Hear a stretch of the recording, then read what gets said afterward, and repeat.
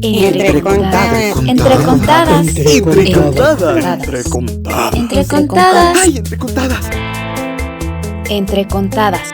Entrevistas a narradoras y narradores.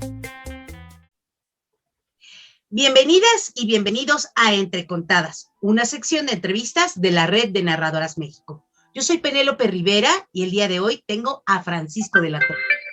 Quiero compartirles parte de su biografía. Francisco es narrador, director de teatro, actor, gestor cultural y lleva más de 25 años en la narración y el teatro. Fue alumno de Darío Fo en la investigación de la máscara y el actor y la comedia del arte, con Jacques Lecoq, el trabajo del actor y la máscara. Inició la narración oral hace 27 años en el Teatro TPB, Teatro Popular de Bogotá, con el movimiento Puro Cuento.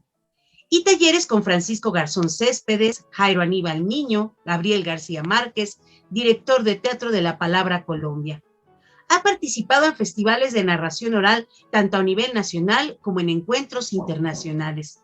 Es docente de teatro y con el Teatro a la Palabra genera conversatorios, talleres, actividades y encuentros de narración y oralidad, con instituciones educativas, bibliotecas y festivales, entre otras muchas cosas más que, bueno, el mismo Francisco nos va a compartir.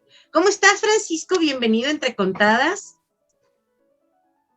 Muy buenas noches, Penélope. Buenas noches para todos aquí desde Colombia, desde Sopó, Cundinamarca, un pueblo muy cercano a la capital Bogotá. Muy contento de estar hoy. Muy bien, qué bueno. Entre Contadas y feliz. Muy bien, muy bien. Gracias por la invitación. Qué bueno que estás aquí. Bueno, déjenme comentarle al auditorio que lo ve en las mañanas, pero regularmente pues hacemos las entrevistas en la noche, cuando ya estamos más tranquilos. Esto seguido van a ver que digamos buenas noches, porque para acá son ahora las 8 de la noche, tanto en Colombia como en México. Francisco, cuéntanos, ¿dónde te formas? Bueno, porque eres actor, ¿y cómo nace esto? Pero más desde chico, así dinos desde la infancia, o desde cuándo fue. Porque tú eres platicón profesional, me consta. Déjenme chismearles, querido público, que bueno, Francisco y yo coincidimos en Buga hace unos años allá en su país, y bueno, dimos clic por platicones y por revoltosos. Entonces, bueno, me gustaría que nos cuentes cómo empieza la narración y el teatro y la escena, porque lo tuyo son las artes escénicas. ¿Cómo empieza y cómo es que decides y luego hacia dónde tomas rumbo para la profesionalización? Cuéntanos todo. Sí, yo comencé el teatro desde joven, desde el colegio, en el colegio de mi padre que se llamaba el Liceo Sabio Caldas para varones. En esa época era de hombres, no era mixto. Entonces mi papá hacía como actos culturales cada 6 meses, cada 2 meses, en los centros literarios. Entonces a mí me gustaba como participar en esos centros literarios que se hacían en el colegio. Estando en el colegio, yo conocí a Santiago García, que era el director del Teatro La Candelaria.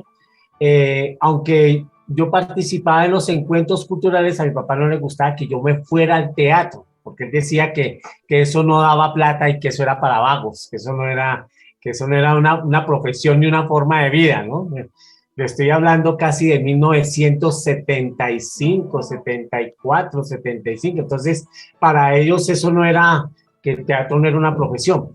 Entonces yo lo que cogía era, yo tenía unos guayos de fútbol, unas pantalonetas de fútbol, y yo me iba de Facatativá hasta Bogotá. Yo tendría por ahí unos 11, 12 años. Mi mamá me daba 5 pesos para que yo cogiera el bus. Ella me indicaba dónde tenía que bajarme en Bogotá y de ahí para llegar hasta el Teatro La Candelaria.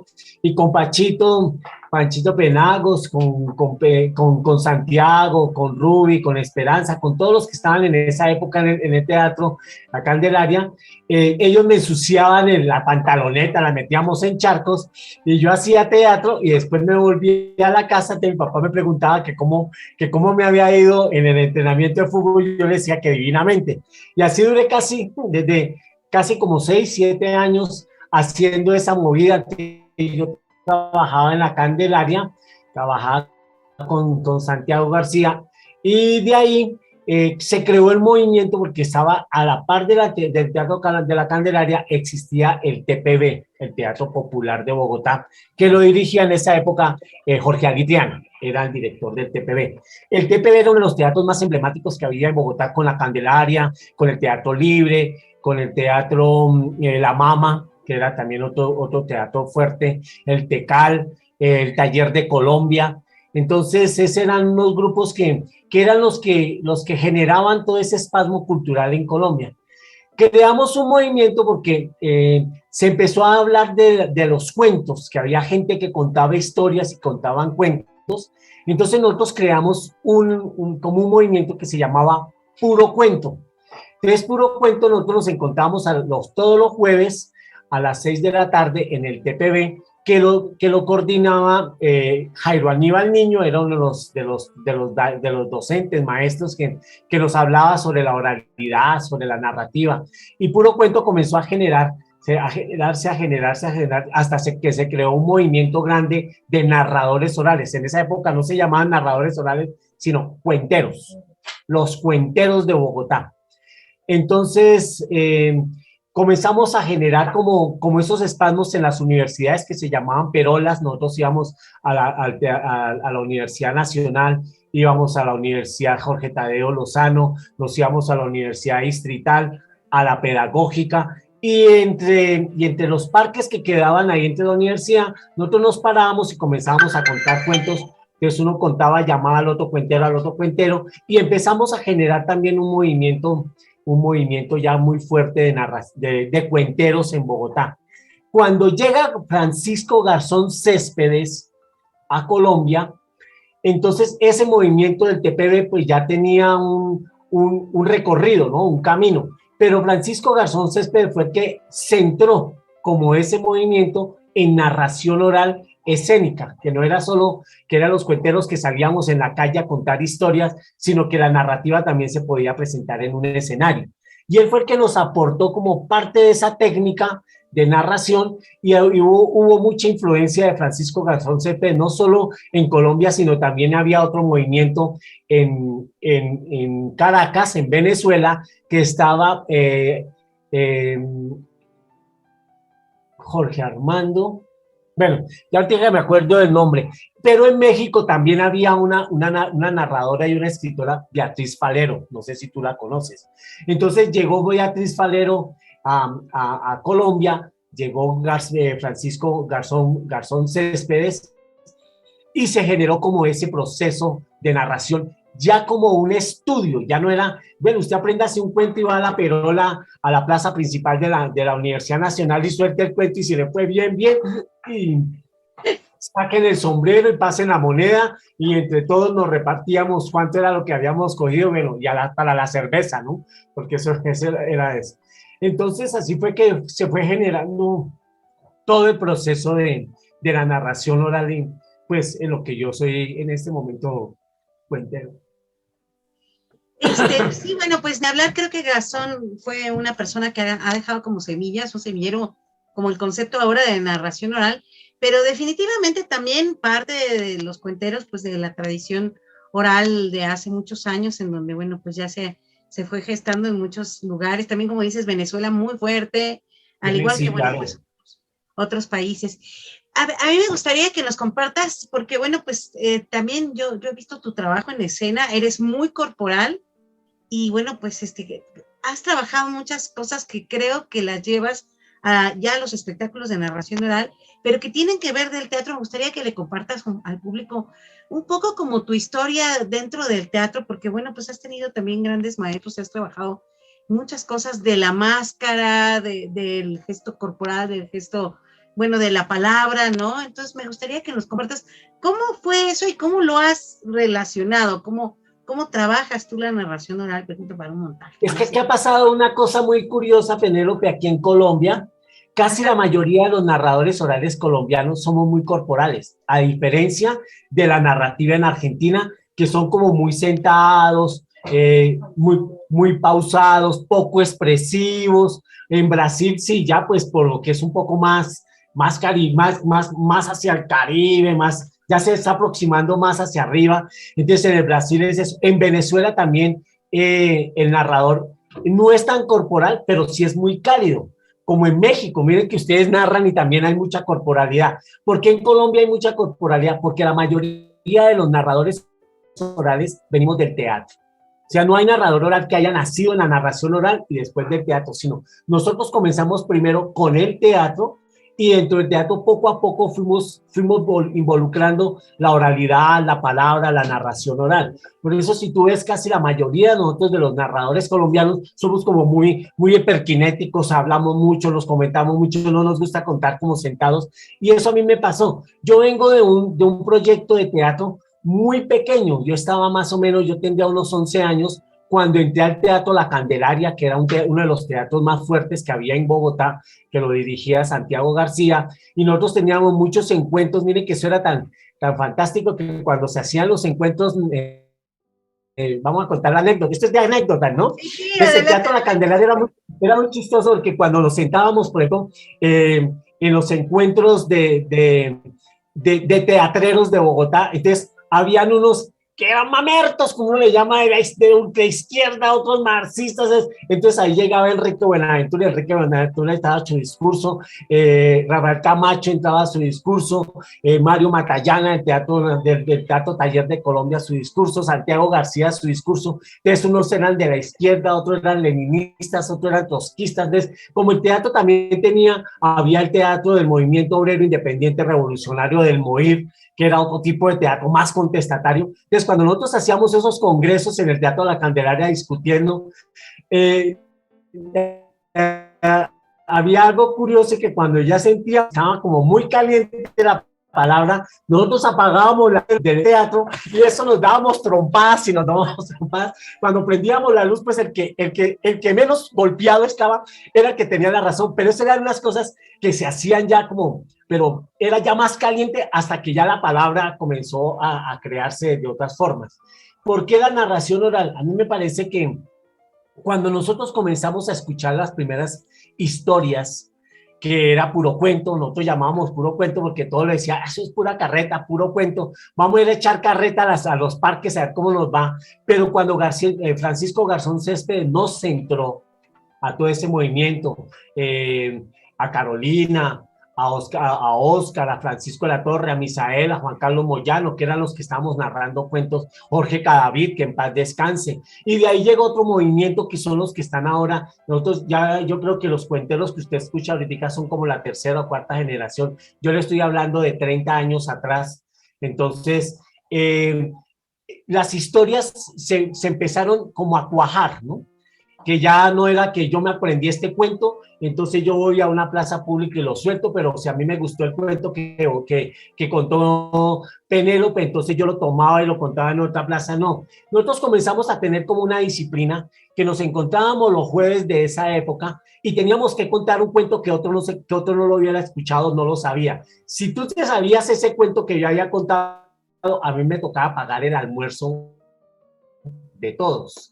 Entonces el reto era fantástico porque uno tenía que mirar, pues mi chica, ¿qué cuento hay que contar que no lo vayan a saber? Si yo empezaba a contar el cuento y otra lo empezaba a narrar a la par mío, me tocaba pagar el almuerzo o así, sí, así. Entonces nosotros comenzamos a tener como esa disciplina y una línea de cuentos.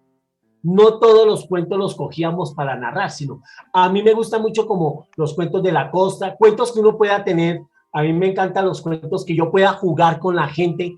Hay otros que cogieron la oralidad como ya muy serios, que se paran. Hay otros que empezaron a coger los cuentos musicalizándolos. Entonces, ahí se comenzó a generar como esas líneas diferentes de la narrativa, pero nosotros lo combinábamos con el teatro. Entonces, nosotros con Santiago García decía, ve, esa es una buena forma de que los actores también se puedan aprender los textos, es una forma de poder soltar al actor. Entonces comenzamos a manejarle el cuerpo, la danza, la voz, las texturas dramáticas, las lecturas. Entonces eso comenzamos a generar ese movimiento. Cuando el movimiento Pura Palabra se gestó ya como movimiento cultural de la narrativa, empezamos a trabajar en diferentes puntos de Bogotá. Ya trabajamos en universidades, ya como Francisco Garzón Céspedes había llegado, ya nos había dado como esas matices, esas técnicas, que la narrativa no solo era para una plaza pública, sino que podía ser narración oral escénica. Cómo montar un cuento en el escenario. Entonces, como ya éramos teatreros, la mayoría veníamos del teatro, pues no fue tan difícil montar. Entonces él decía, el cuento es como un pequeño monólogo, un microteatro, pero es un monólogo micro. Entonces comenzó él, bueno, cuénteme el cuento que más le guste para que nosotros lo comencemos a montar en escena. Entonces él nos decía, más pausado, camine aquí, mueva la mano acá, la voz tiene que ser no tan llena como uno la llena en una plaza pública, respire mejor. Todas esas técnicas empezó a darnos a él y bueno, su línea es por aquí. Y él fue el que nos dio como la métrica en la narrativa. Sí, fíjate que creo que no propiamente todos en el teatro pueden hacerse a la narración oral, porque lo he vivido, lo he visto, pero el teatro definitivamente ayuda muchísimo, sobre todo al montaje, como lo acaba de decir, a la construcción del repertorio y a la interacción con el público. Alguna vez platicábamos que qué cosa le capitaliza a las personas para poder improvisar o para poder generar comedia dentro de la narración oral, que eso no todo el mundo lo logra, pero tiene que ver con el teatro, porque el teatro genera muchas herramientas de desinhibición, de participación, de improvisación. Pero bueno, como dices tú, las diversidades en los estilos de narración también son buenas, y la métrica, acabas de decir un término que me parece que conjuga perfectamente. Y cuéntenos, ¿por dónde has andado, Francisco? Y mira, Pedro, pero una cosa, cuando uno, por ejemplo, aquí en Colombia, cuando uno ve los festivales, cuando uno va a los encuentros de narradores, ¿no? Aquí hay tres tendencias en la narrativa. La stand comedy, que es otra forma, es una nueva generación, yo creo que de hace 10 años para acá, que cogieron la cuentería o la narrativa para volverla en comedia, que en eso nosotros los narradores, como pues, los tradicionales, con el stand comedy yo no la voy. O sea, a mí me parece que pues no es tan fácil, pero tampoco es difícil, pero es un tema que es como un cuentachistes bien organizado, ¿no? Entonces a mí me parece que se pierde esa magia de la literatura, esa magia de que el cuento tiene una magia muy hermosa. El stand comedy es como una cotidianidad donde tú le pones o un doble sentido en la palabra o un morbo en la palabra, se convierte en un comediante, ¿no? Que hace reír a la gente, que tú haces el stand comedy en una discoteca o en una taberna o en un teatro, pues se te va a llenar porque es un chiste flojo. Para mí me parece que yo lo respeto mucho. Entonces, por esa línea, nosotros nunca con puro cuento, por eso se llamaba puro cuento, nunca nos fuimos por esa línea, a pesar de que los que nosotros comenzamos ya unos se fueron por esa línea de stand, porque también económicamente produce. No es lo mismo que uno diga, voy a presentar a Penélope, que es una narradora, a una que sea Alejandra Escárate, que es más chistosa, pues va a llenar más el escenario. Entonces, se convierte también en una industria cultural más fácil de llenar. En esa línea nosotros respetamos a eso. Hay otra línea que se llama el cuentero.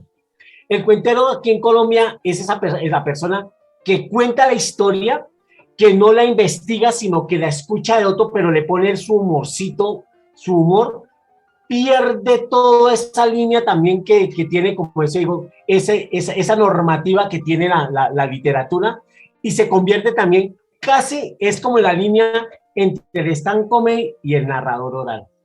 Y nosotros los que somos de la línea de la narrativa, que es la literatura, que es la investigación de la palabra, que el cuento se cuenta con mucho respeto, que no significa que no tenga humor, claro que tiene humor, que no significa que uno no se ponga una máscara, claro que tiene una máscara, pero es una historia que se respeta toda esa métrica, yo le llamo la métrica, ¿no? Entonces aquí sí está bien dividida esas tres tendencias. El que hace stand comedy hace sus encuentros de stand comedy, el que hace cuentero hace sus encuentros de cuenteros, pero cuando hacemos los encuentros de narradores orales, entonces ahí ya es otra cosa, porque ya es más depurada la literatura, el cuento es un poco más estudiado, el espectáculo es con más respeto hacia el público, porque uno no está ofendiendo al público, no es el chiste barato, sino es toda la literatura y el humor que tenga la literatura que uno está narrando. Entonces, en eso también se han creado esas tendencias. Y uno también se da cuenta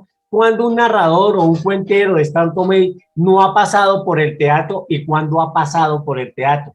Los narradores de ahora que no han pasado por el teatro tienen un dejo o tienen una forma, y el cuentero o el narrador que ha pasado por el teatro pues es más extrovertido, se trabaja más el cuerpo, hay más trabajo de la voz, hay más trabajo en la disciplina de la memoria, se improvisa. Por ejemplo, a mí me sucede eso. Yo casi los cuentos, yo le digo la verdad, yo casi no me los aprendo de memoria ni nada, sino yo los estudio y a la hora que salen, bueno, yo como ya le tengo toda la imagen en la cabeza, que yo lo voy cambiando sin perder, ¿no? El hilo dramático que tiene el cuento. Y eso también le da a uno una ventaja de poder jugar con él, de poderlo llevar, de poderlo trabajar, que el final no es como es, sino que yo puedo comenzar con el final. Entonces, eso también le genera a uno el teatro, hacemos eso. Nosotros trabajamos en los talleres de narración oral mucho la lectura dramática, el drama en la palabra,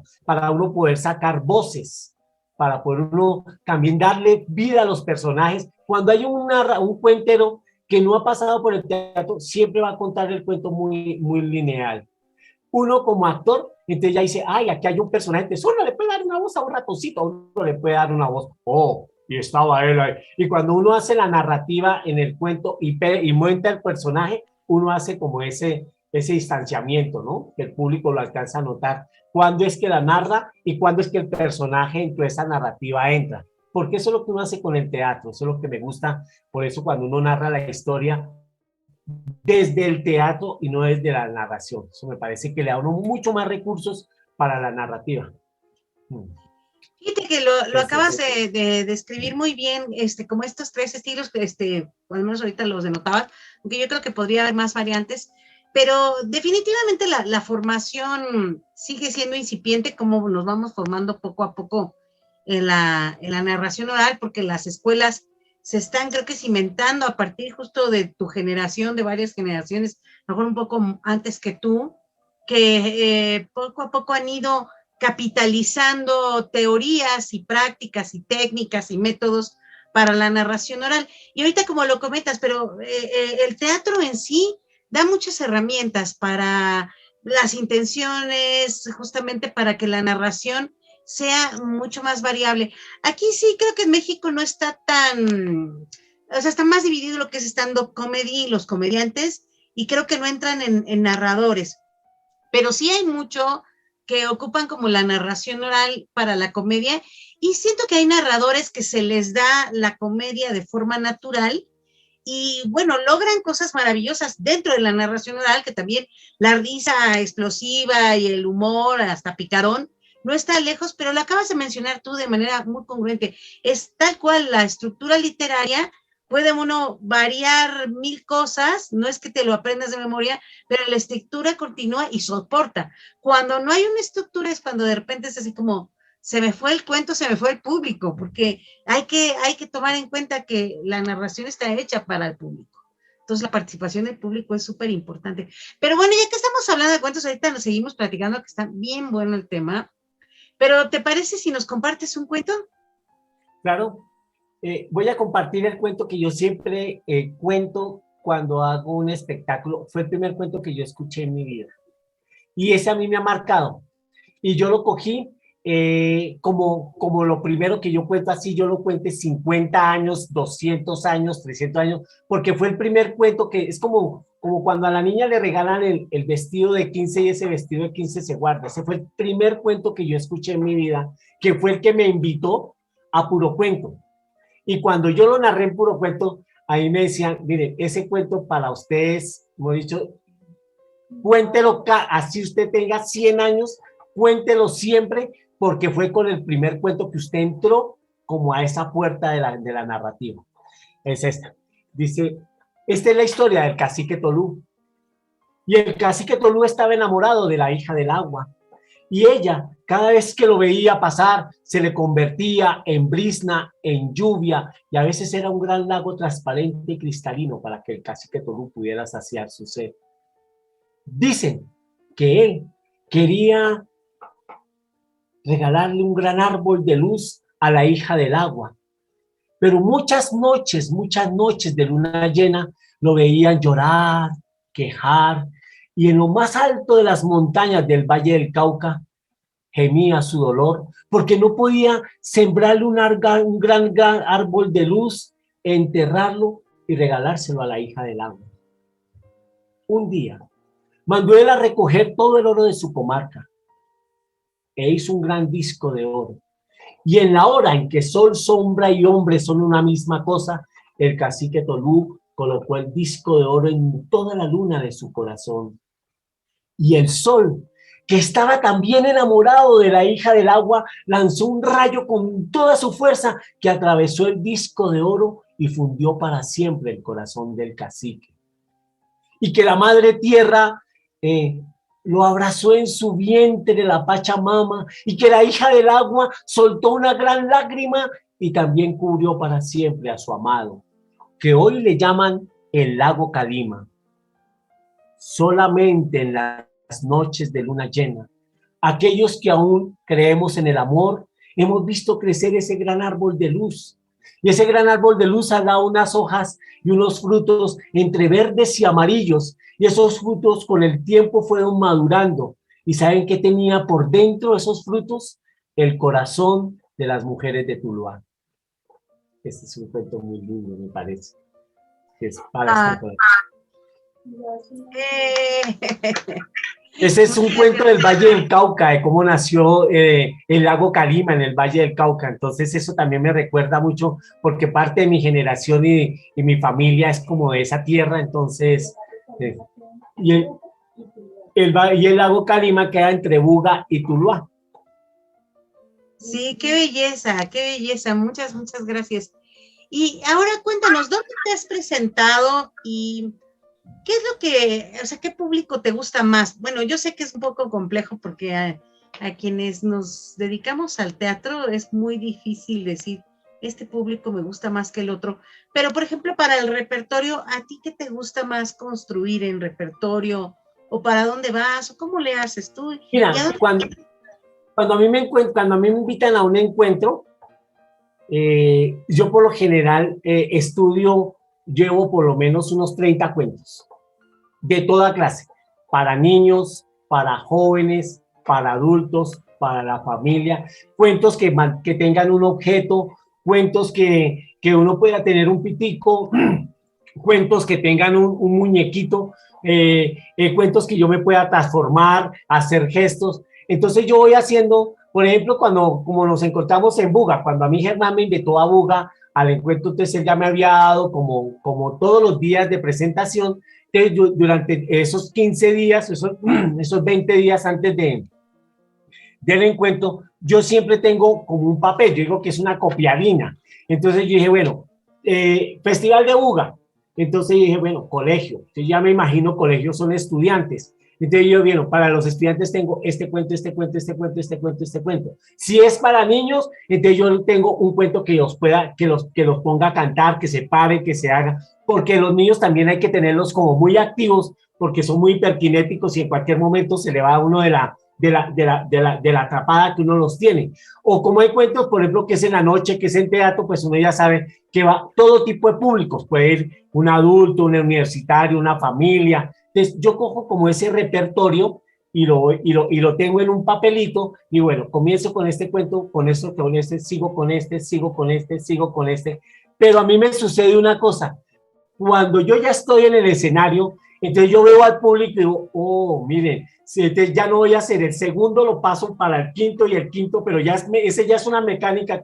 Bueno, tengo aquí, el público lo tengo un poco más quieto, entonces yo comienzo con unos cuentos suaves y después los voy subiendo, los voy bajando, los cojo, los llevo, y entonces el repertorio uno lo comienza a variar, pero uno siempre creo que para un repertorio de narración oral uno debe tener entre 15, 16, así uno le toque contar 3 cuentos o 4 cuentos, o cuando uno se presenta en un festival que dice, tiene 20 minutos, 30 minutos, entonces yo digo, bueno, 30 minutos, ¿cuántos cuentos puede ser? Pueden ser 5 cuentos, pueden ser 6 cuentos, pero como yo los hago muy animados, yo actúo, yo me pongo máscaras, yo los pongo a cantar, esos 6 cuentos se me convierten en 5 o en 4 y se me va la media hora, dependiendo del público. Miren, a mí me pasó un encuentro en Cartagena que eran puros cuentos de la costa atlántica. Y claro, entonces para mí era muy tenaz porque eso lo hicimos hace como unos 20 años, que fue el encuentro, lo hizo Juan Gozaín, que yo después le voy a contar una historia que yo escuché de él y se la voy a contar ahora. Entonces, anda, pues yo estaba dando a hablar como costeño, yo soy del puro centro de Bogotá, cachaco, y ellos se reían pues de escuchar mi acento, ¿no? Decían, no, este cachaco haciendo de costeño. Entonces yo hice un taller con ellos que era, vamos a trabajar los acentos. Entonces dije, bueno, ustedes me hablan como cachacos y yo le hablo como costeños. Entonces eso era chistoso porque un cachaco, cuando uno tenía que decirle mierda, entonces decía mierda. No, mano, así no se dice sino en la costa. Entonces, todos esos acentos, yo cuando cuento historias, a veces se me sale el acento dependiendo de la región, pero procuro que el cuento tenga el acento que yo tengo, porque eso es muy difícil generar un acento llanero, como en México, que de acuerdo a la región también deben tener un acento. Entonces uno ya sabe, por ejemplo, aquí en Colombia, este es de la costa del Pacífico, este es del Atlántico, este es de Valledupar. En México debe suceder lo mismo.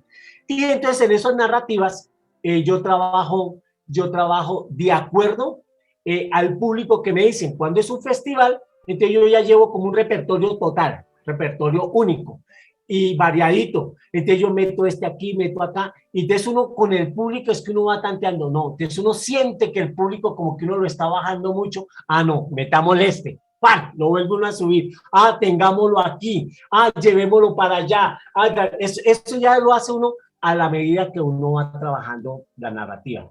Darío Fo nos decía que la narrativa se hace desde 3 ángulos, desde el ángulo del corazón, cuando uno narra el cuento del corazón, desde el ángulo de la mente, cuando uno quiere montar un cuento que ponga a pensar a la gente, y desde el ángulo del estómago, cuando uno quiere que la gente se ría.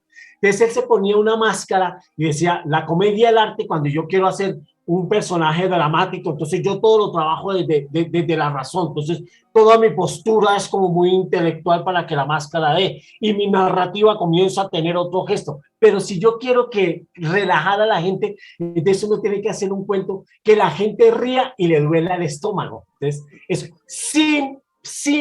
sin pasarse al chiste flojo, sino al humor que tiene el cuento. Entonces, hay cuentos que uno tiene que coger al humor, como hay cuentos que uno también tiene que hacer que la gente respire con uno, que la gente haga, como este cuento. Me voy a contar un cuento que yo lo hago, y la gente cuando uno lo hace así, yo los cojo y dice, había una vez un niño que quería dibujar en su hojita de papel su mapa de geografía. Y aquel joven cogió las témperas, los colores, y en ese papel comenzó a pintar montañas, ríos, cielo, aves, sol. Y era tan bonito ese mapa de geografía que estaba pintando, que se enamoró de él y quería recorrer toda esa geografía, todos estos valles, todos esos ríos, para él navegar en él. Cerró los ojitos y le pidió a Dios que lo convirtiera en un hombrecito de este tamaño, chirriquitico, para poder navegar la geografía que había pintado. Cuando él despertó, empezó a correr por esas montañas que había pintado, comenzó a beber el agua que caía de las cascadas, comenzó a mirar el sol que había pintado, él se sentía feliz y dichoso en ese valle que había pintado. Murió ahogado en un mar de tinta fresca. ¡Qué belleza! ¡Qué belleza! Esas son las historias, por ejemplo, que yo se las cojo a los niños chiquitos. Entonces, a los chicos de primaria. Y uno los va llevando, los va trayendo. Entonces, uno, cuando ya trabajo con ellos, digo, ¿qué más podemos pintar en el mapa de geografía? ¡Un pato! ¡Un enano! Entonces, bueno, está en el pato. O está donde uno quiere pintar. Hay historias que uno comienza a trabajar con los niños, que también me gusta cuando yo veo que los niños son pequeñitos. Entonces, por ejemplo, como esta historia, esta es la más linda que a mí me encanta. Este cuento yo se lo escuché una vez a Darío Fo con una máscara trabajando sobre la historia de la comedia, el arte y el personaje de Pierrot. Entonces decía que Pierrot era, entonces, con toda su postura, y él dice, yo se lo escuché y yo lo adopté a mi cuento. Entonces yo cuando comienzo a contar los cuentos le pregunto a los niños, bueno, ¿y tú qué quieres hacer cuando sea grande? Entonces él dice, yo quiero ser bombero, yo quiero ser policía, yo quiero ser profesora, yo quiero ser doctor. Entonces yo comienzo a preguntarle a todos los niños qué quieren hacer cuando grande. Entonces yo le pregunto, cuando yo sea grande, yo quiero ser marinero. Pero para ser marinero uno tiene que hacer su primer barquito de papel, porque un marinero sin barco de papel no es marinero. Entonces yo les entrego unas hojitas a ellos y empiezo a enseñarles a hacer el barquito de papel. Entonces yo les hago el barquito de papel, entonces yo les voy contando mientras que les hago el barco de papel, decía, bueno, yo cuando era pequeñito quería ser marinero y yo les pregunto los nombres a los niños. ¿Cómo te llamas? Juanito. ¿Cómo te llamas? Marcela. Entonces en mi barco de papel voy a invitar a Juanito, a Marcela. Entonces yo me invento nombres para que yo le dé risa. Roger Wilson, Wendy Tatiana, Jessica Lorena, ¿no? Entonces yo empiezo a hacer, y empiezo a crearles el barco de papel para que ellos lo hagan. A veces cuando hago el espectáculo tengo hartos barquitos de papel en el escenario, que cuando termino lo único que a los niños les interesa ya no son los cuentos, sino pararse el escenario y llevarse cada uno su barquito de papel. Entonces yo les hago el barco de papel. Y digo, y en este barquito de papel que yo me pongo una máscara, me pongo un sombrero de pirata, y digo, bueno, entonces en el barco de papel vamos a inaugurar porque yo quería ser desde chiquito un marinero, y me pongo yo a marchar con un pitico de muñequitos esos que hacen, Vicky, Vicky, Vicky, entonces uno les quita ese pitico y yo lo tengo, y empiezo a marchar y yo pongo a los niños que se levanten y que marchen conmigo. Y bueno, capitán, vamos a inaugurar el barco de papel. Bueno, todos esos juegos uno los va haciendo con los niños y dice, bueno, en mi barquito de papel todos nos vamos hacia la derecha, y todos hacia la izquierda, todos al frente, atrás. Entonces uno comienza a jugar para cuando yo veo que ya los niños están cansados y digo, uy, con esto los cojo. Pero mi barquito de papel, miren, yo estaba navegando y de pronto una estrellita fugaz, esas que pasan por el cielo, y ¡pam!, le dieron a mi barquito de papel y miren cómo me lo dejaron. Pero no me importa, porque como yo era contador de cuentos y de historias, entonces mi barquito de papel todo cojo. Entonces, ¿cómo sería un barco de papel cojo? Entonces yo comienzo a cojear con ellos y los pongo. Pero también una luna enamorada, esas que son así, empiezo a hacerle muecas, se estrelló por andar descuidada con mi barquito de papel, y mire cómo dejó mi barquito de papel, pero no me importaba porque yo seguía contando historias, y pues ahora la vamos a contar así. Y un dragón grandotototototote me escupió en el barco de papel y me dio aquí arriba. Bueno, y mi barquito de papel ya estaba acabado. Pero no me importaba, yo lo puse debajo de la almohada, porque así cuando a uno se le caen los dientes, se lo pone uno debajo de la almohada, y el ratón Pérez le trae una gran sorpresa cuando uno deja el cuento. Entonces, cuando yo guardé mi barquito de papel debajo de la almohada, cuando desperté, me di cuenta que tenía mi primera camiseta de marinero. Esas son cosas que uno puede jugar con los niños para poderlos seguir. Ya después de esta camiseta es un conflicto, porque si yo se la llego a regalar a uno me caen 200 por este pedazo de papel. Entonces, esos son los juegos que uno debe trabajar también, como cuando uno está trabajando con los niños, y hasta a los jóvenes, a los adultos les gusta eso cuando uno lo sabe llevar. Sí, estos son los que yo llamo cuentos de recreo, para que la gente también respire con uno. Entonces ahí uno toma agüita, ahí se voltea, yo miro en la copiarina, bueno, ya conté este y el otro, bueno, entonces ahora sigue el otro, para poder saber cómo uno va llevando el repertorio, para que la sesión de narración que uno haga sea grande, sea fuerte. Eso es lo que uno trabaja con la narrativa. Sí, como lo dices tú, para las niñas y los niños es bien importante la participación, ¿no? Cuando se generan dinámicas participativas, y eso, también tener como conciencia, por dónde cómo veo el público, esa sensación que honestamente eso lo dan las tablas, porque entre más contamos y más nos enfrentamos como a tener que resolver en escena, porque es eso, y sacar como, bueno, desde aquí hago esto, aquí hago el otro, y tener, pues como tú lo tienes, un repertorio a la mano para poder echar mano de él y poder cambiar en el momento.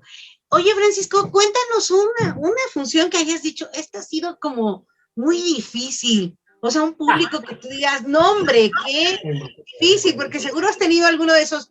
Yo, la verdad es que sí me ha tocado alguno que digo, ya quiero que acabe, ¿no? Miren, Sí, a mí me pasó también. una función en un municipio que se llama Girardot. Girardot es un pueblo de clima caliente que queda como hacia el occidente de Bogotá. Y a mí me habían invitado para que contara unos cuentos como en un cumpleaños de una chica de 13 añitos, pero la mamá había sido alumna mía de teatro y ella me llamó. Me dijo, ay, profesor Francisco, que yo lo invito a Girardot para los 13 años de mi niña, pero que ella no quiere payasos, ni ella no quiere piñata, sino que ella lo estuvo escuchando. Yo en esa época vivía en Facatativá, un pueblo, y ella me decía, es que ella lo estuvo escuchando en Facatativá y fue fantástico los cuentos. Ella quiere que yo le vaya y cuente cuentos a los niños. Bueno, yo me fui para Girardot, son casi como 3 horas. Bogotá a esta hora, Bogotá está como a 7 grados, 8 grados, y allá en Girardot a esta hora la temperatura está a 27 grados, etcétera, y la jornada era a las 3 de la tarde.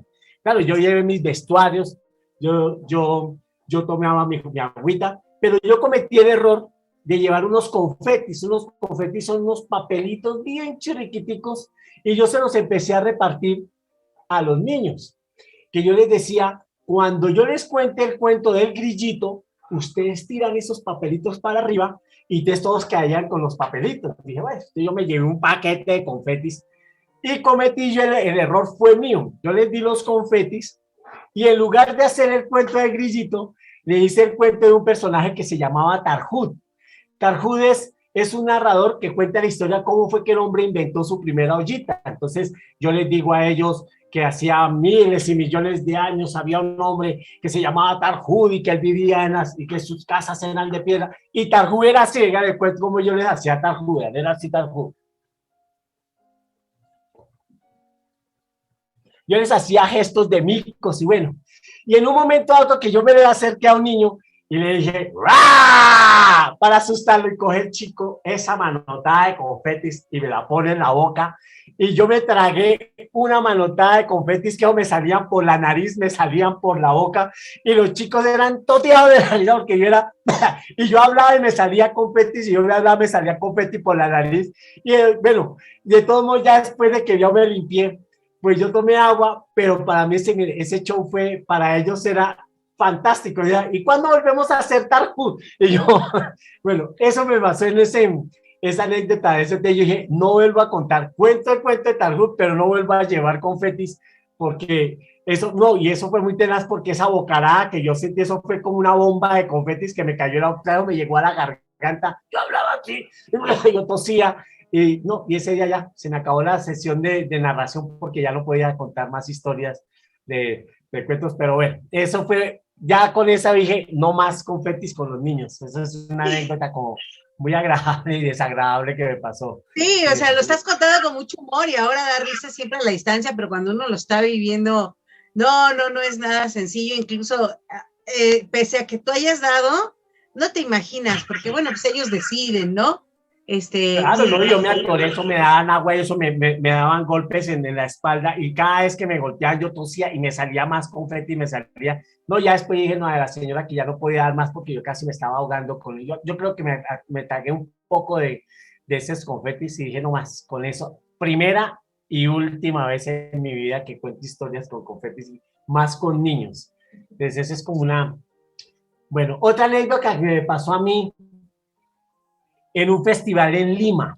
Nosotros viajábamos para Chile, y en Lima los del grupo Yuyascani nos había invitado para unas funciones, y nos estaban acogiendo, y yo iba a hablar sobre la máscara, porque es un grupo bien interesante en Lima que maneja mucho la máscara, y estábamos trabajando, y ellos se hacían una sesión de teatro y de narrativa con todos los directores que habían en Lima. Habían como unas 30 personas. Claro, entonces yo me había tomado unos traguitos, con ellos unos piscos, pero se me fueron las manos en los piscos. Entonces, cuando a mí ya me tocó trabajar, se me olvidó el cuento, se me olvidó la historia, yo quedé parado, yo respiraba, yo decía miércoles, ¿y ahora qué hago? No, el cuento se llama había una vez y me salí. Entonces eso fue, claro, pues la gente me aplaudía, la gente así, pero dije miércoles, eso sí, eso fue como que, entonces a mí me decía Clarice, me decía, no, tranquilo que eso nos ha pasado a todos, pero es que ese pisco como el tequila o como el mezcal, cuando cumple su oficio es eso. Entonces yo ahí entendí que antes de salir a sesiones de narración o no, pues es preferible uno entrar como en sano juicio. Sí, porque ese día estuvimos como mucho pisco, mucha rumba, mucha fiesta, y que a las 8 de la noche era la presentación oficial, y entonces uno ya con la presentación oficial, ya cuando yo entré a escena ya estaba en la inmunda. Esa anécdota me pasó también. Otra anécdota que me pasó a mí fue en Bogotá, en el TPB. Ya nosotros estábamos en una sesión de narración oral y yo no me di muy bien de la silla donde yo estaba al borde del escenario. Y el borde del escenario era como de 1,20. Ese era como el escenario de alto. Y claro, yo estaba tan emocionado y estábamos cantando y yo me fui acercando y me fui acercando y me fui acercando al borde, que yo llegué al borde y no alcancé a calcular y caí también como encima de la primera silla de la gente. Bueno, así todo golpeado, yo me paré y dije, bueno, no importa, sigamos contando historias, pero esas son cosas que uno dice, bueno, hay que medir, hay que estar más centrado, ¿ves? Son cosas que uno, y estábamos todavía comenzando a trabajar la narración oral escénica, porque uno en la calle se mueve mucho. Entonces, hasta ahorita estamos aprendiendo a medir las distancias que debe tener el escenario, dónde me paro, hasta dónde puedo llegar, que la luz no me afecte. Todas esas cosas uno las va aprendiendo con el tiempo que uno va trabajando la escena. Porque son como... Fíjate que como ahorita lo comentas, cuando los vive uno es una situación difícil y es como rápido, agarras como el toro por los cuernos y continúas y después se vuelve una anécdota muy simpática, pero sí, a veces termina uno muy adolorido porque creo que nos ha pasado a todos que hemos perdido noción o se mueve o alguien te quita ese objeto que tú utilizas y de repente, ¿qué pasó? Y tú das el paso o te sientas no, porque pasa de todo y creo que son como las experiencias que dan capital y creo que afortunadamente no nos van a pasar de igual manera, pero sigue pasando anécdotas así, ¿no? Que nos dan experiencia. Y hay algo que he notado, es que el público no se da cuenta. O se da cuenta y de repente dicen, era parte de lo mismo, ¿no? Así como... Sí. Mire que a mí me pasó una vez en una sesión de cuentería. Yo llevo elementos, yo llevo maracas, llevo sonajeros, llevo cositas.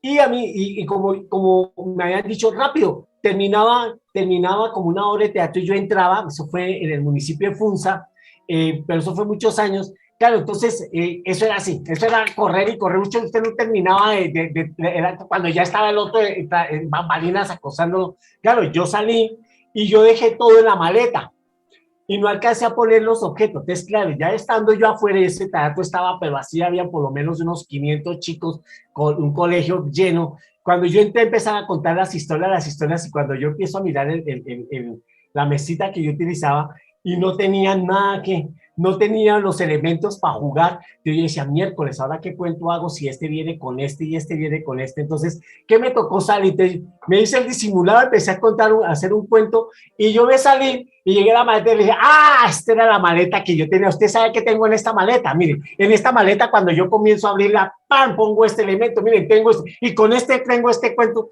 Esas son cosas que a uno le pasa, pero y la maleta no la tenía ahí, sino la tenía casi detrás del teatro. Entonces, cuando yo salí de bambalinas, dije, bueno, la maleta me la trajeron, entonces yo volví a entrar, pero yo ya sabía, la del público me dijo, ay, no, eso la maleta fue, pero buenísimo. Nosotros, pues yo lo hice ya muy teatral, Pero yo dije, miércoles, eso era parte de la narrativa. El público a veces no se da cuenta cuando uno juega con el elemento o con la equivocación, porque a veces uno se equivoca o hace el cuento, se le trunca el cuento, entonces uno como que a veces la mente también lo traiciona a uno, pero eso hace parte también del espectáculo. Cuando uno tiene el cuento bien, entonces uno a veces el público él dice, bueno, uno dice a su, uy, no, la embarré, no era así. Pero el público dice, ese fue el mejor cuento, porque la gente no, cuando la gente conoce el cuento dice, sí la embarró, pero cuando es la primera vez que el público está escuchando, hace parte como del espectáculo, y esto también hace que uno respire, ¿no? Entonces eso es muy interesante cuando a uno le suceden esas cosas. Eso es lo que yo digo también a mis alumnos de teatro: usted no se preocupe si entra escena y quedó en blanco, hermano, tiene que ir, respirar profundo, mirar cómo salir y volver a entrar, o esperar que el otro lee la línea, o cuando a usted se le olvida el cuento, entonces mire a él, invente, haga, pero no deje que el cuento usted lo dañe, ni que el público se dé cuenta que no, hágale, como dice uno. ¿Por qué? Ahí está cuando uno ha estudiado el cuento y cuando uno ya lo tiene, porque es que uno también se tronca, hay momentos en que uno entra y queda en blanco. Todas esas cosas uno las va como midiendo ya, por eso cuando yo ya salgo a escena, yo mido el escenario, yo sé cuántos cuentos llevo, primero este, segundo este, tercero este, cuarto, y yo hago otra trampa en escena, es que ya casi no utilizo el papelito que lo pongo detrás, sino que ya sé, yo pongo la máscara, que yo sé, la tía Cantarina, tengo las tableticas, este es el grillito, tengo el WhatsApp. Con este voy a contar esto. Tengo lo chiquitico, lo pongo a cantar. Tengo el triángulo. Entonces, estos son como los que me dan los títulos de los cuentos. Entonces ya digo, bueno, entonces yo tengo 10 elementos, 2 elementos, son los 12 cuentos que yo voy a llevar a escena. A veces no los utilizo todos por tiempo, porque a veces uno dice, con esto tengo 45 minutos, pero a veces cuando uno juega más con el público, en el quinto o en el sexto cuento ya uno lleva más de 30 minutos, 40 minutos. A veces lo que yo pongo en escena, no todos los cuentos los alcanzo a contar, pero son formas que uno va comenzando a trabajar en el escenario. Yo tengo un amigo que cuenta los cuentos de acuerdo a los dedos, que lo hace Nicolás Buenaventura. Él se sienta y tú lo ves, él narra siempre sentado, Nicolás, pero tú lo ves que él coge y hace así, y te ya sabe cuál es el cuento 1, cuál es el 2, cuál es el... Eso es cuando el que no sabe que él está contando, usted no sabe que es así, pero uno se da cuenta que él está moviendo los deditos. Son formas de contar. Hay otros que cogen aquí la cabeza. Hay otro que, Diego Cadavid, que en paz descanse, él decía, no, hermano, es que él era un paisa muy simpático, pero él cuando entraba a escena, tartamudo, él le daba eso y se les olvidaba los cuentos. Usted decía la nariz, entonces él hacía una, entonces uno lo estaba atrás, uno le hacía, usted ya sabía cuál era el cuento, entonces lo miraba a uno le hacía, entonces él hacía ese y uno le hacía, sí, entonces él contaba esa historia, entonces uno le hacía, entonces uno comenzábamos a jugar con él y él soltaba las narrativas, porque yo no sé por qué, y tú lo escuchabas a él, y era de María Purísima, negro y todo eso, pero en escena a él se le iba la palabra. Entonces, son cosas que uno comienza a trabajar con la gente, y eso también le hace uno como ánimo de seguir uno narrando por este camino que a mí me parece que es muy bonito. A mí me gusta mucho la narrativa, y combinada con el teatro, con los títeres, con los vestuarios. Yo soy un narrador que me gusta salir con vestuarios. A mí me gusta, yo tengo mi esposa que es Alejita, ella es la que me hace unos vestuarios, unas camisas muy lindas, entonces yo prefiero salir siempre bien. Yo creo que también eso es parte de la estética del trabajo de uno, ustedes tienen unos colores, unos trajes muy lindos, y eso también hace que uno, esa parte visual, ya atrapa uno a la gente. Cuando uno sale, miren, yo me presenté hace 8 días en un festival de teatro de Funza, y Alejita me hizo todos los trajes nuevecitos, entonces yo también me sentía todo titino de estrenar mi camisa, y con esta voy a narrar y con este otro, y eso también hace que uno también como que crezca, ¿no? Esa es como una forma de apapacharse uno. Hoy estuvimos en un barrio de Bogotá que es exclusivamente de telas, es un barrio que uno se enloquece viendo telas para unas camisas, que me va a hacer unos trajes, que me va a hacer Alejita, para las funciones que yo tengo ahorita en narración oral. Y eso me parece que también es una forma que yo le digo a mis alumnos, no tiene que uno salir con el jean vuelto nada, con la camisa nada, oliendo mal, porque uno a veces,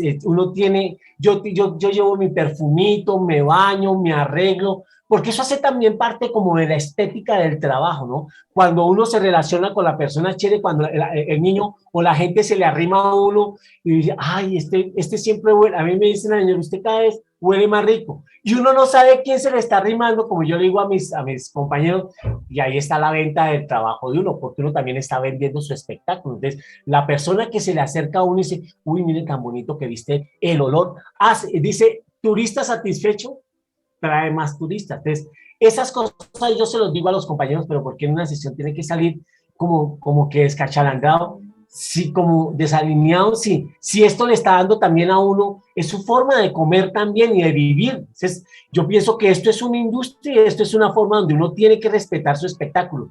El espectáculo también es parte como uno salga personalmente en su puesta en escena, porque eso es lo que uno vende. Si a uno le ven buen trabajo, bien bonito, no es. A mí siempre, mira, a mí me pasa una cosa, que eso lo hablábamos con Alejita, mi esposa, que a mí siempre que yo me presento en una función de narración oral, siempre me sale un taller, siempre hay 2 o 3 personas, ahora me están llamando para contar, porque esa es una forma también de uno promocionarse, uno como artista tiene que promocionar su espectáculo, ¿no? No solo es el aplauso y, ay, gracias, Penélope, qué chévere, pero también uno tiene que tener un incentivo para poder investigar, para poder uno viajar, para poder uno tener, para uno mantenerse, porque desafortunadamente estos estados en los que nosotros estamos viviendo, al artista no es que le digan, oiga, le voy a dar un sueldo para que usted sea artista, sino le van a los deportistas que van para los olímpicos, sí que ven a un pobre artista, no, pues usted, mira a ver usted cómo hace, o cuente. A mí una de las cosas que me disgusta cuando me dicen, es que quiero que me cuenten un cuentico.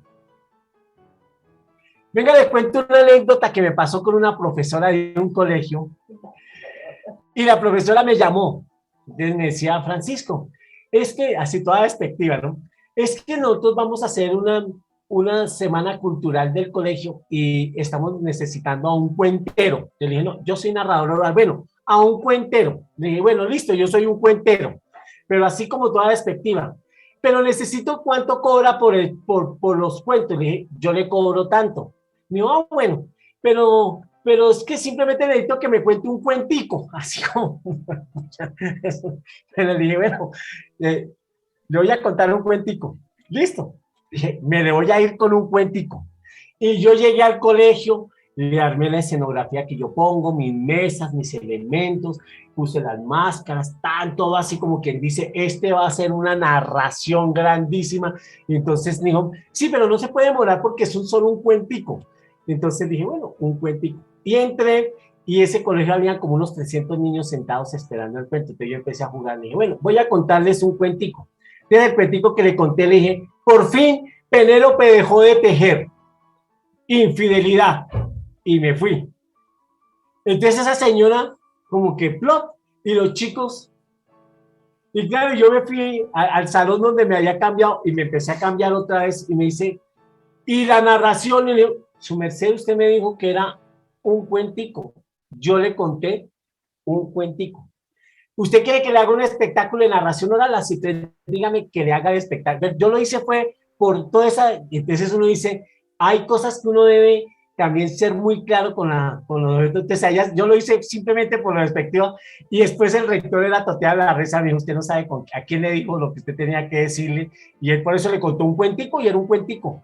Entonces, esas anécdotas uno hace y la señora pues claro se puso de este color y era hinchada de la piedra que tenía. Dije, bueno, vamos a hacer la sesión. Le hice una sesión como de 2 horas y los chicos salieron contentos. Dije, bueno, y cuando me fui a pagar, me dijo, bueno, aquí le pago lo del cuentico. Se desquitó, pero fue fantástico, o sea, me parece muy hermoso. Pero hiciste bien, porque ¿sabes qué? Hay que poner a las personas en su lugar. Hay mucha minimización del cuentacuentos, del cuentero, del cuentista, y bueno, yo creo que hay algunos que se dedican a las fiestas infantiles, que también eso cuesta mucho trabajo porque no es un público fácil, porque están en la fiesta, están bebiendo, están comiendo, entonces, bueno, tiene su tarea. Pero lo que sí creo es que hay que tener mucha dignidad, como lo dices, desde la hora de presentarnos, de prepararnos para la escena, pero también para poner en su lugar a esas personas que minimizan el trabajo del otro, porque creo que la mayoría de esas veces lo puedo resumir a que es ignorancia. Bueno, yo le digo la triple I, que es una mezcla entre inocencia, ignorancia e idiotez. Y puede cambiar, ¿no? Puede cambiar, es así, ¿no? Entre inconsciencia o qué sé yo. Pero bueno, creo que sí es importante hacerle ver y aclararle a la otra persona lo que implica, ¿no? Porque implica mucho trabajo. A veces dicen, oiga, y si le quita unos cuentos me cobra menos. Espérame, No, ¿no? sí, pues sí. Eso es lo peor que me ha sucedido a mí cuando me dicen, ¿cuánto vale su sesión de cuentediento y de narración? Yo le digo, más o menos yo duro 1 hora, le vale tanto. Bueno, y si usted me cuenta media horita, ¿cuánto vale? Le vale lo mismo. Y si usted me cuenta 2 cuentos, le vale lo mismo. Es que yo cuando le digo, no es que yo cuento un cuento, entonces un cuento vale 100 pesos, entonces si son 2 cuentos son 200, entonces yo le digo a la señora, entonces yo le cuento 20 cuentos para que me pague 20 pesos. No, es el hecho de que uno tiene que ir, desplazarse, con la misma seriedad que yo le puedo contar un cuento, es con la misma seriedad y el amor con la que yo le puedo contar 20 cuentos.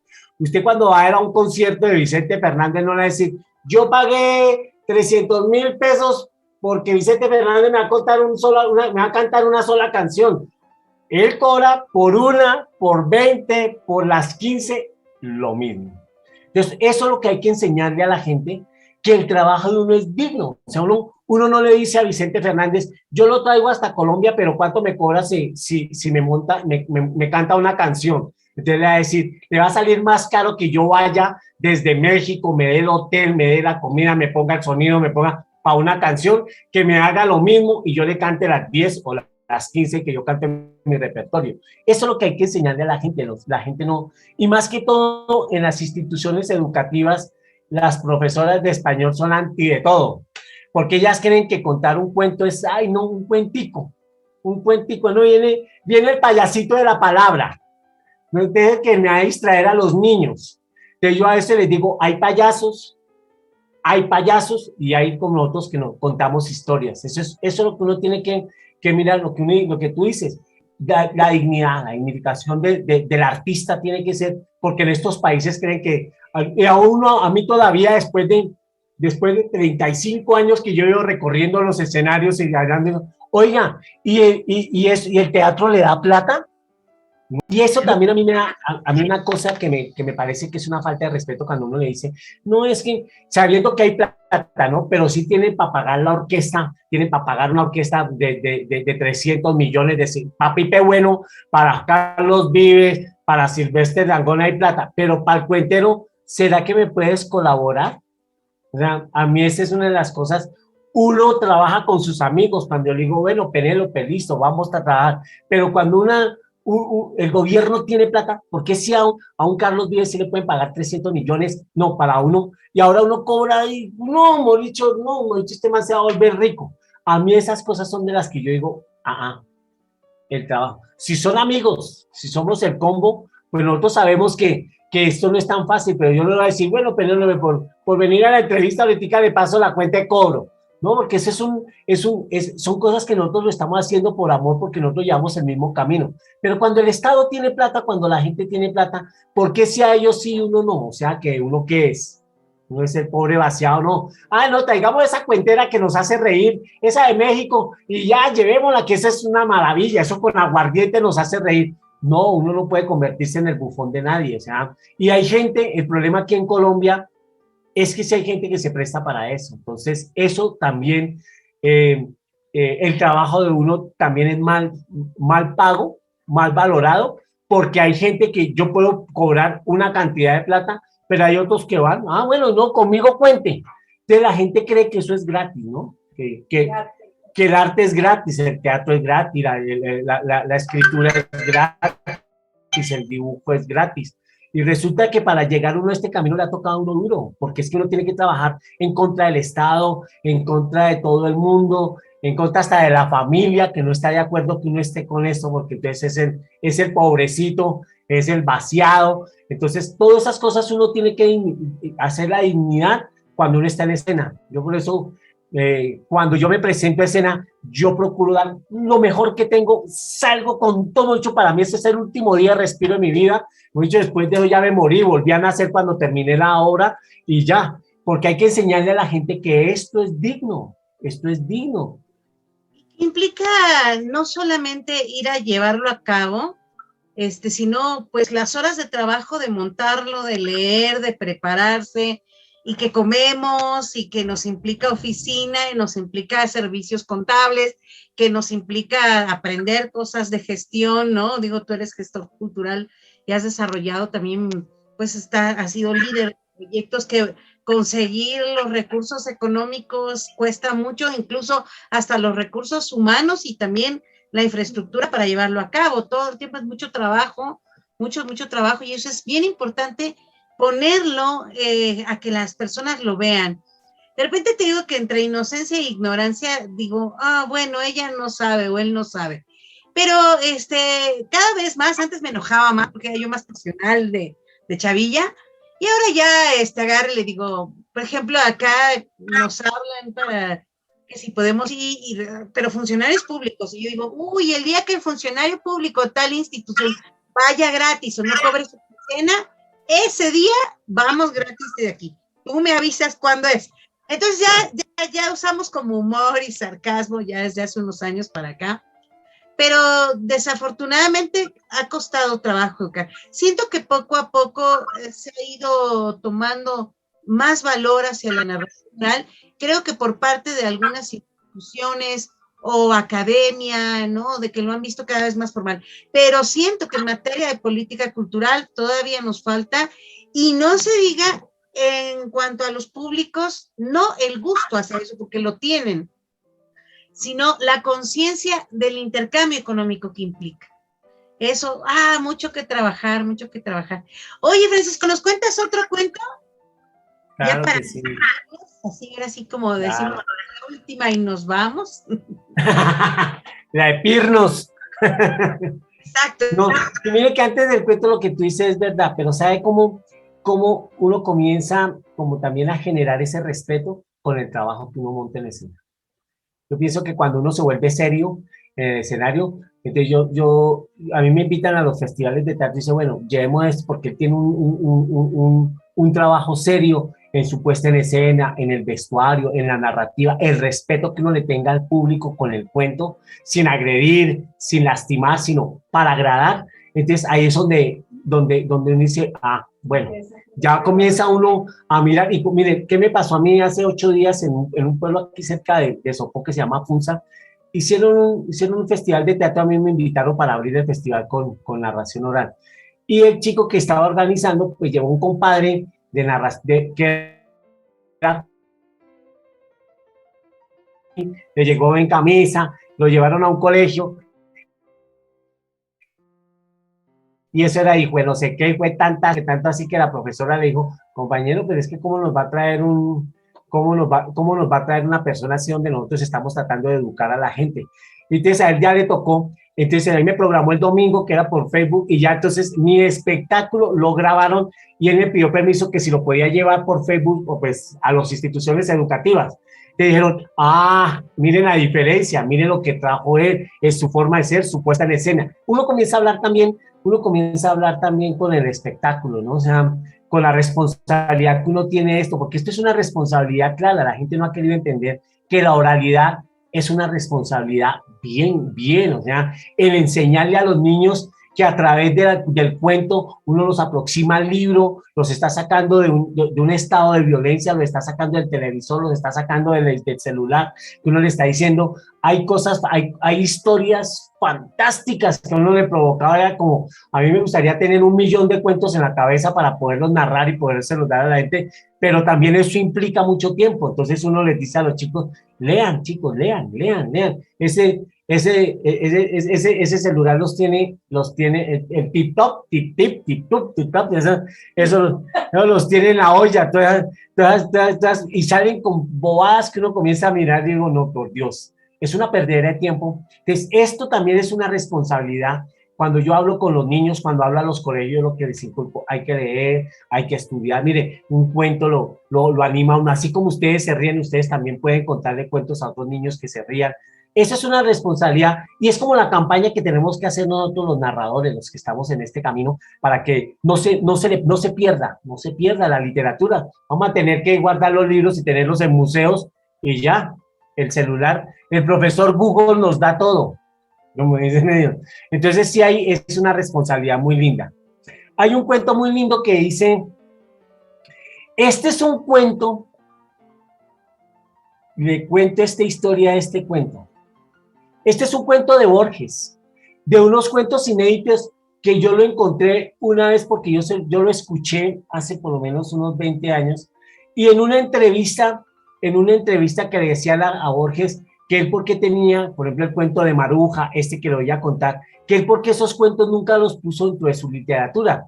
Y él decía porque esos cuentos lo hacía él llorar y la literatura la decía era para leer, decía Jorge Luis Borges. Y él tiene una historia. Hay unos cuentos inéditos, hay unos cuentos que son corticos, bonitos, que yo los he empezado a retomar y contarlos, porque eran de los primeros que él hizo. Él dice que los hizo como a los 17, a los 13, a los 14 años, cuando él todavía hasta ahora estaba comenzando sus inicios en la literatura, y que después cuando ya fue ya un gran hombre en las letras, se dio cuenta que esos primeros cuentos valen más que los cuentos que le dieron a él toda su nombre y su fama como escritor. Y este es uno de esos cuentos que dice, mi primera cita de amor, se llama así.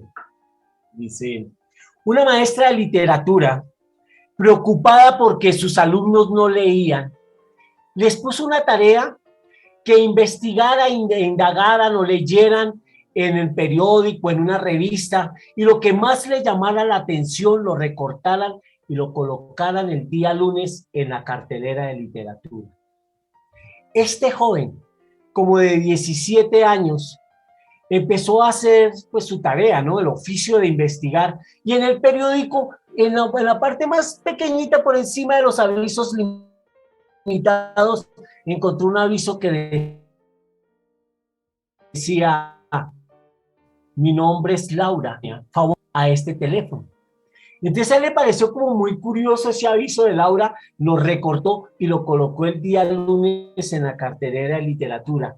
8 días después, otra vez la tarea, otro avisito de Laura, y así sucesivamente durante el mes. Él comenzó a copilar en la tarea, en la cartelera de literatura, esa información que daba Laura. Y como dicen que la curiosidad mata al gato, él no aguantó más las ganas y llamó a la tal Laura que estaba ofreciendo, que mi nombre es Laura, busco compañía, y en el teléfono que aparecía ahí publicado, él la llamó. Se quedaron de encontrar ese viernes en el Parabuelo Rojo, que era el único barcito que había en el pueblo. Y Laura le dijo que iba a estar en el último rincón del Parabuelo Rojo, con un vestido blanco, con unos guantes que le llegaba casi al hombro, con una pava grande y con un pitillo de ébano, que estaría ella ahí esperando.